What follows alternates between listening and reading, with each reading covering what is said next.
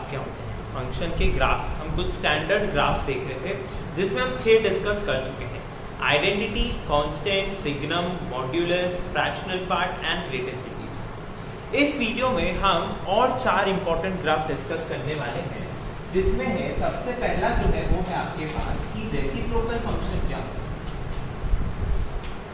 ठीक है, reciprocal function नाम से ही समझ आ रहा है, रेसिप्रोकल का मतलब क्या होता है, उल्टा करना, राइट। तो यहाँ पर रेसिप्रोकल फंक्शन यानी fx आपका डिफाइंड है 1/x and x is not equal to 0, क्योंकि जब x 0 हो जाएगा तो 1/0 तो नॉट डिफाइंड होता है, राइट, तो वो कोई वैल्यू हमको मिलेगी ही नहीं। तो हर उस x के लिए एक्सेप्ट 0 से छोड़कर, 0 को छोड़कर जितने भी x हैं आपके पास रियल लाइन में, उन सब के लिए आपको वैल्यू मिलेगी। और यहाँ पर आपका डोमेन क्या होगा, डोमेन तो हमारा पूरा -∞ से इंफिनिटी है, राइट। और जो आपकी रेंज है, रेंज खुद भी -∞ से इंफिनिटी है, क्योंकि आपको आंसर कुछ भी मिल सकता है।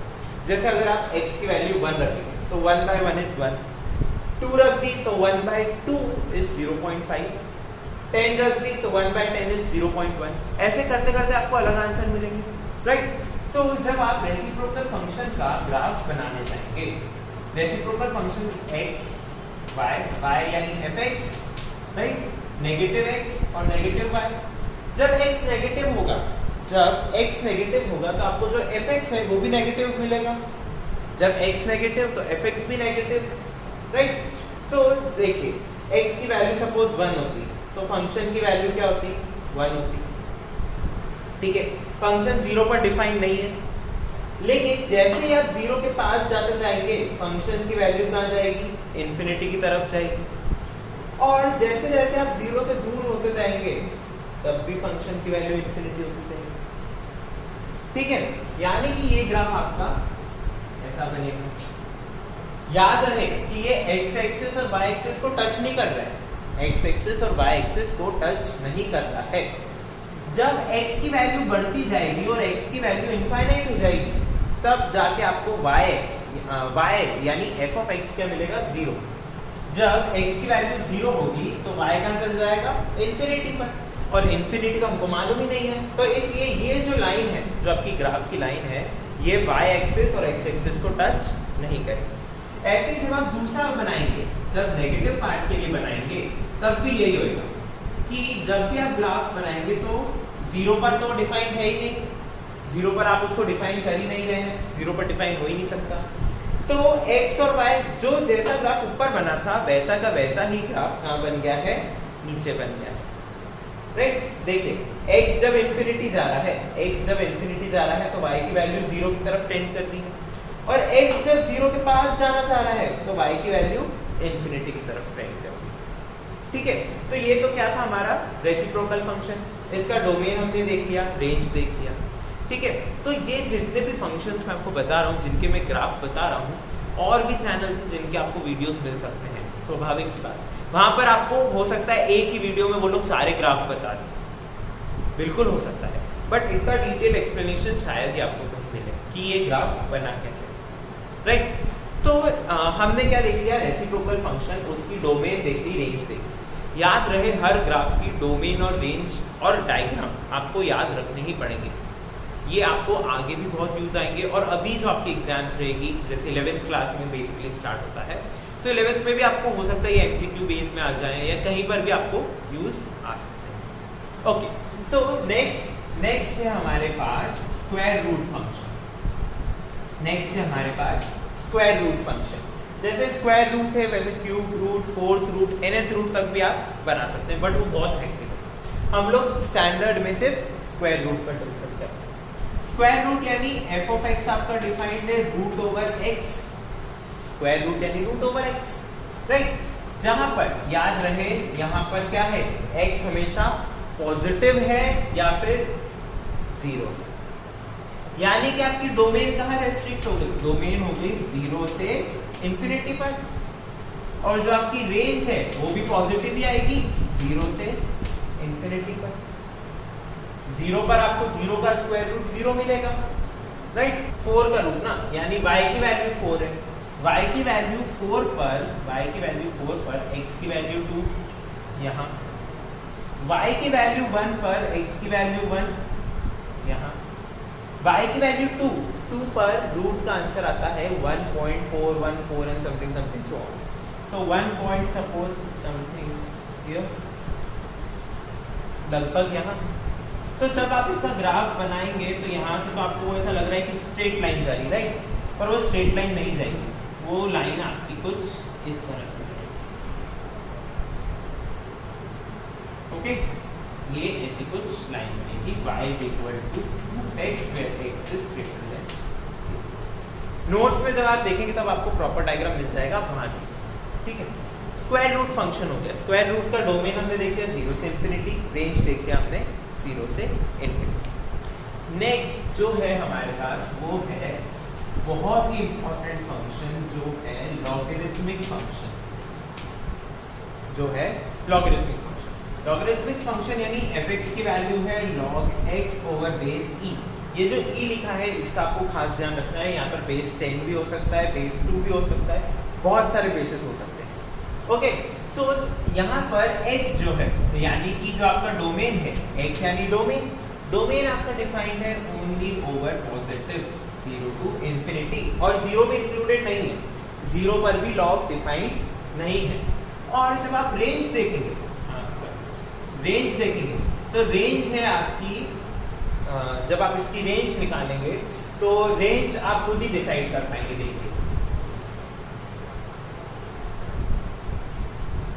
ओके, log of 1 होता है 0, यानी कि जब x की वैल्यू 1 तो y 0, x 1 सपोज ये 1 है तो y 0, यानी ग्राफ यहाँ से पास हो जाए। तो जब आप इसका ग्राफ बनाने जाएंगे तो वो कुछ इस तरह से बनेगा।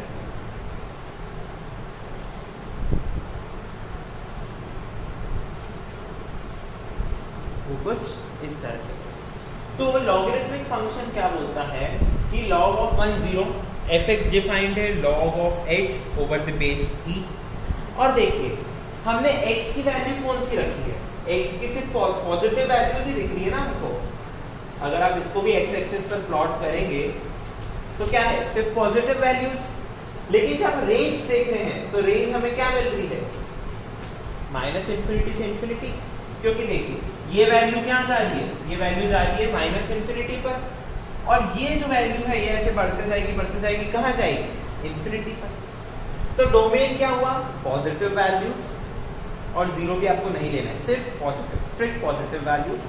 और रेंज क्या है हमारी, पूरी रियल लाइन, ठीक है। और log of 1 क्या होता है, 0। अब एक बहुत इंपॉर्टेंट पॉइंट या फिर हम बोल सकते हैं कि log की प्रॉपर्टीज क्या होती है, log की प्रॉपर्टीज क्या होती है, ये बहुत इंपॉर्टेंट है, ये आपको पता होनी ही चाहिए।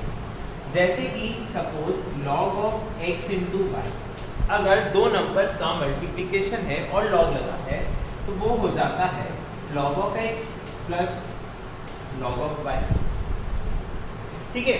ऐसे ही जब डिवाइड में होता है तो log of x divides y is equal to log x minus of log, यानी कि अगर आपको log इस पैटर्न में दिया हो तो आप उसको ऐसा लिख सकते हैं, जब इस पैटर्न में दिया हो तो ऐसा लिख सकते हैं। लेकिन ये याद रखिएगा कि log of x plus y अगर गिवन हो तो इसको आप ऐसा नहीं लिख सकते log x plus log y, ऐसा आप नहीं लिख सकते। देखिए नॉट इक्वल टू लगाया है, ऐसा नहीं लिख सकते। फिर हमने क्या देख लिया, log 1 0 होता है, ये हमने देख लिया। फिर देखिए, फिर हमारे पास क्या है कि अगर log जो आपका डिफाइंड है उधर जो बेस गिवन हो वही नंबर यहाँ हो, यानी कि log ऑफ सपोज यहाँ पर अगर 10 है और यहाँ बेस में भी 10 है तो ये क्या हो जाता है 1, ठीक है। ये जो नीचे का नंबर होता है ना जो हम यहाँ पर लिखते हैं इसको पढ़ते हैं बेस ऑफ ए log, ये क्या होता है log का बेस, राइट। फिर देखिए एक और चीज क्या कि log ऑफ अगर x to the power a है, यानी x square, x cube, x की पावर 1/2 व्हाटसोएवर इट इज, तो उसको आप ऐसा लिख सकते हैं a log x, यानी कि जो भी पावर रहेगी वो कहाँ आगे कहाँ आ सकती है, मल्टीप्लिकेशन में आ सकती है। ठीक है। उसके बाद जैसे हमने यहाँ क्या देखा कि log ऑफ बेस a था और यहाँ पर वैल्यू क्या थी a, तो वो हमारे पास आंसर क्या आ रहा है 1।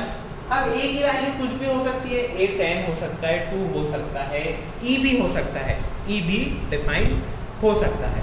ठीक है, अगर आप log 1 देखेंगे, log 1, अब यहाँ पर देखिए मैंने बेस नहीं लिखा है, log 1 आप किसी भी बेस पर, a बेस पर, e बेस पर, 2, 10, कोई सा भी बेस हो, उस पर अगर आप log 1 डिफाइन करते हैं तो वो हमेशा आपको क्या मिलेगा, हमेशा 0 ही मिलेगा।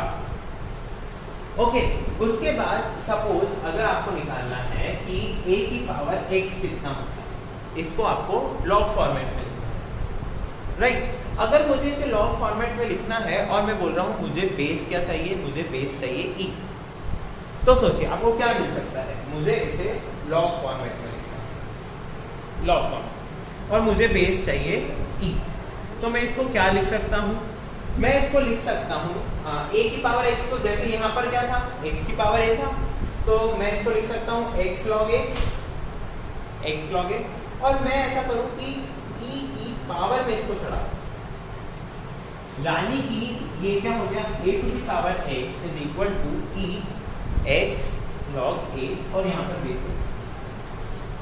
ठीक है, जो ये e होता है, e और log एक दूसरे के दुश्मन, यानी कि अगर आप लिखते हैं कि e to the power log x, अगर आप लिखते हैं e to the power log x, तो ये आपको आंसर देता है x, अगर यहाँ पर बेस क्या हो, e हो, अगर log का बेस भी e है और e की पावर में ही आपने log लगाया है, तो जो यहाँ पर x डिफाइन होगा आपका वही आंसर हो जाता है। तो देखिए यहाँ पर भी ऐसा ही है, इसको मैं और क्या लिख सकता हूँ, इसको मैं लिख सकता हूँ e के बाद मैं अगर इसको ऐसा लिख दूँ तो log e a to the power x, इसको मैं a to the power x लिख सकता हूँ ना, x ऊपर यहाँ चल जाएगा इस प्रॉपर्टी की हेल्प से।